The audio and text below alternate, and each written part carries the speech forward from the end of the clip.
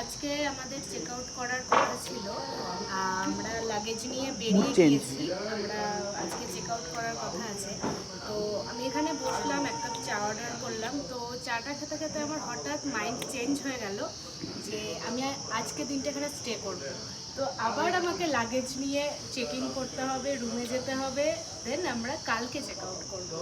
তো আমার মতো এরকম আর কে কে আছো বলো, যে লাগেজ নিয়ে চেক আউট করার পর মাইন্ড চেঞ্জ হয়ে গিয়েছে যে আবার আমরা এখানে থাকবো, বিকজ আমার এই প্রপার্টিটা এত ভালো লেগেছে যে অসম।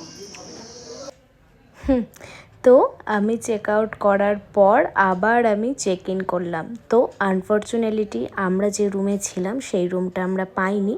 তো সেই রুমের থেকে যেইটা দামি রুম ওই রিসর্টের মধ্যে, তো সেইটাই একমাত্র ফাঁকা ছিল, আর সেই দিনকার জন্য সেই রুমটা আমরা নিলাম।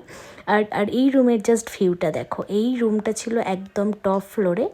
আর এই রিসর্টের মধ্যে সবথেকে ভালো রুম হচ্ছে এইটা। আর এই রকম এই রিসর্টে আরও 3টে রুম আছে। তো এই 4টে রুম হচ্ছে সব থেকে ভালো। তো ঢুকেই বাথরুমটা জাস্ট দেখো, দারুণ। আমি যে কোনো হোটেলে গিয়ে আগে ওয়াশরুম চেক করি, যেন ওয়াশরুমটা আগে ভালো হয়। আর এই রুমটা দেখো, এই রুমটার মধ্যে আলাদাই একটা ব্যাপার আছে, ঠিক অন্যরকম একটা কাটিং, অন্যরকম ডিজাইন, খুব সুন্দর। আর রুম থেকে এই কাঞ্চনজঙ্ঘা ভিউটা দেখো, এই রুম থেকে সুন্দর পাহাড়ের ভিউ তো আছে, আর পাহাড়ের ভিউয়ের সাথে সাথে এত সুন্দর একটা ওয়েদার, আর তার সঙ্গে কাঞ্চনজঙ্ঘা ভিউ, জাস্ট দারুণ লাগছে। মনে হচ্ছে এখানেই যেন আমি থেকে যাই।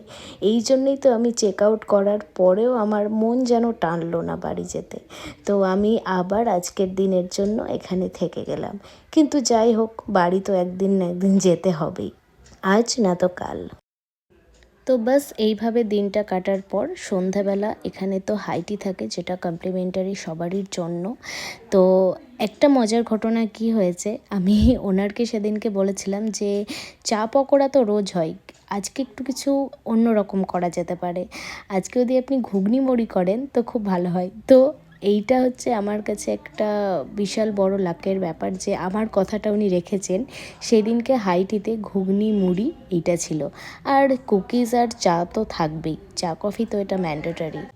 তো পরের দিন আমরা যেহেতু চেক আউট করে যাব, তো আমরা সকাল সকাল উঠে পড়েছিলাম, আর আমরা সেদিনকে ব্রেকফাস্টও তাড়াতাড়ি করে নিয়েছিলাম। সেদিনকে আমরা 8:30টার মধ্যেই ব্রেকফাস্ট কমপ্লিট করে নিয়েছিলাম। আর সেদিনকেও খুব ভালো ভালো আইটেম ছিল, আর খাবার তো অবভিয়াসলি একটা অন্যরকমই টেস্ট আছে খাবারের। তো আমরা দুজন মিলে তাড়াতাড়ি ব্রেকফাস্ট করে আমরা চেক আউট করে যাই।